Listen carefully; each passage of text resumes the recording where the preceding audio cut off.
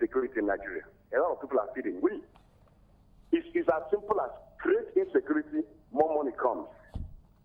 Jonathan, our president, with due respect to me, if you want things to work, should look into our security and find out what is going on.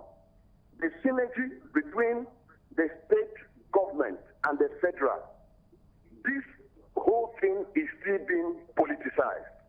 If you notice, when this Bring Back Our Girls campaign started, they had motives, they had focus. As I speak to you now, even the Bring Back campaign has been politicized. If you notice, more people are no longer coming out because it's not a function of let's attack Jonathan. Until you realize that even in the United States of America, when there is external aggression, you don't hear of Democrats or Republicans. They face their common enemy. Nigerians have been told before now that we may not survive 2015. And people who have their children and wives in America, Africa, whatever, are still the people that are destroying this nation calmly. And we're politicizing about it. Today, everybody is a security expert. Everybody is a consultant. Nothing is happening. The soldiers themselves have been infiltrated. That's why I say you should listen to that guy. Let's face reality. Something is going on. These soldiers, I know in military, when you talk about discipline, no soldier can even stand, not to talk of look up upon his commander. For a soldier to shoot his commander shows that this would have been bottled emotion. This would have been frustration that has been packed for several years. And we are not doing well. That's what I'm saying. If we play it and say, okay, he's in discipline, casualty. Which casualty? Soldiers take casualty. They're not predating casualty, not planned casualty, not sabotage casualty. So, stand up. I'm very happy that yesterday, vigilantes are not the ones that are even doing the job. So more Nigerians should stand up and speak up and get into the nitty-gritty of this thing. It has gone of APC and PDP. And let me warn, if anybody thinks that 2015, that what will get vote for him or her is by allowing the blood of innocent Nigerians to be spilled on the streets of Medjugorje, Lagos, or Abuja, they are wasting their time. Our eyes are opened. We're watching carefully who is helping both the terrorists and whatever. And Nigerians will speak with their votes. All right, thank you. Job. Thank you, Ralph. God bless you. Thank you. Captain, you are of the military stock. This doesn't happen unless there is a problem. Nigerian military or security agents have been known to excel in UN missions and even peacekeeping missions across the continent and across the world. So why are we not moving forward here? Or why are we seeming not to move forward? I think that's a better I word. used to be of the military. In fact, Okay, sorry. You used to be of the military. I am what people call barrack boy. I was born there, bred there, and I come from an upline of soldiers, like 3 generations, through to my father and me. And I tell you, the military tradition is one that is still very much in those of us that were born there. You can take us right out, we can leave, but it stays. You see, the soldier is trained to be long-suffering. That's why he can go into very, very, very adverse areas and turn it to his playground. It takes a lot. Our soldiers don't have a history of what we have learned to call accidental discharge. They don't shoot anyhow. The day a soldier points his muzzle, the muzzle of his weapon, at anyone, the chances are 99 to 1 that he means to shoot. But it takes time for him to get there.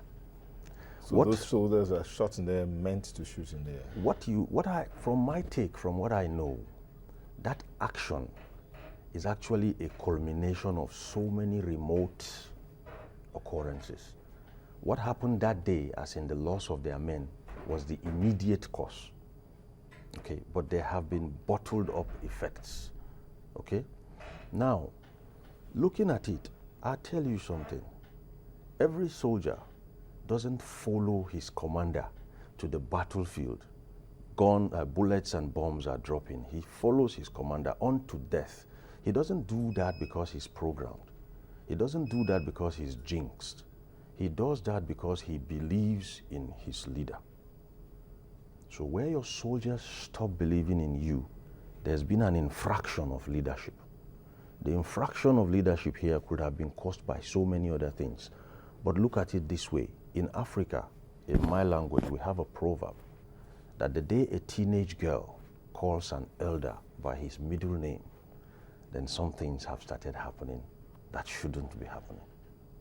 So for a soldier to leave his immediate commanders, to leave his intermediate commanders, and shoot at the GOC, we should really not focus on the soldiers and what they've done. I'm not holding brief for them. For having done that, they're going to take a measure of disciplinary action. And the commander who is there also has questions to answer. Okay, Dari, let's look at the political nature of all these things happening now and tie it together. Do you think it will affect the search for these girls? I don't think it's going to affect the search for these girls in any way. Sorry, is it affecting it? It's not. It's not. So we're making progress. We're making progress. We're making, like Dr. Ekhomu said, we got people from the United States, from all over the world, sitting down, doing all what they could do, sharing intelligence and looking at the way, try to locate where those girls are, for them to be able to see what they can do. But my take on that is that it's going to be very difficult, to rescue these children at this point in time. There will be some level of dialogue. I've looked through all the history of rescue operation from 1970 September, Black September Olympic. 20 people, look at what happened. The most successful I've ever seen is Entebbe rescue operation. And that of Entebbe is quite different because they know where they are located. The Israeli came in the midnight and they were able to, in fact, the commander died. Okay, Dari, please, just hold your thoughts. I'll come back to you. We need to take this caller. Hello. Good morning. Good morning. Good morning. Good morning, gentlemen in the studio. Good morning, Tunde. So, sorry, I need to important point here. See, when we are talking about fighting insurgency, there is something that is missing. In the midst of corruption, honestly, insurgency will thrive. And that is why I disagree with Mr. Ona Ekhomu. I don't know whether I got the name correctly. See, the military, either we like it or not, the military has been compromised. And why is the military compromised? It's because of corruption. And that is why they are not armed, they are not equipped. And the war against insurgency now, it has taken another dimension. You need to introduce so many weaponry for you to tackle this insurgency. And secondly, the Mr. President is facing a dilemma. See, to jettison his 2015 agenda. Because by the time you want to pick on leave B, pick on Mr. C, because you want to satisfy some political agenda, then you won't be able to tackle the problem holistically. And he's afraid, because I don't want to, this guy is in support of my 2015 agenda, and we suspect that he's part of or fronting or being part of this insurgency. You want to pick the guy up. And that is the problem we are facing. Mr. President should tackle this problem. Nobody is a sacred cow here. All right. If the governor is involved, go there and arrest the governor and follow the due course of law. All right, and thank you. I wish Mr. President can listen to this. Thank you so much. Thank you, Tunde. Thank you. Mr. Ekhomu, you'll respond to all of this, but let's just finish with Dari. So what I'm saying is that there should be some level of dialogue.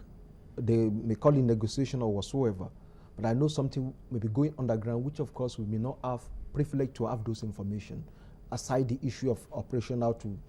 So, but it's important also, there must be kind of level of diplomacy on how they have to talk to get these people and how they have to, because I said something the other time, when there was this problem in I think in Philippines, Abu Sayyaf group, they abducted 20 journalists.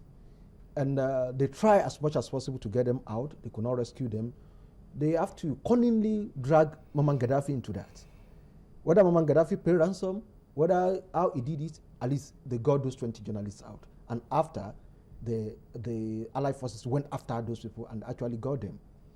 So I even suggested at a point that we know, a country like Iran, some of these Arab nations, of course, probably diplomatically may bring them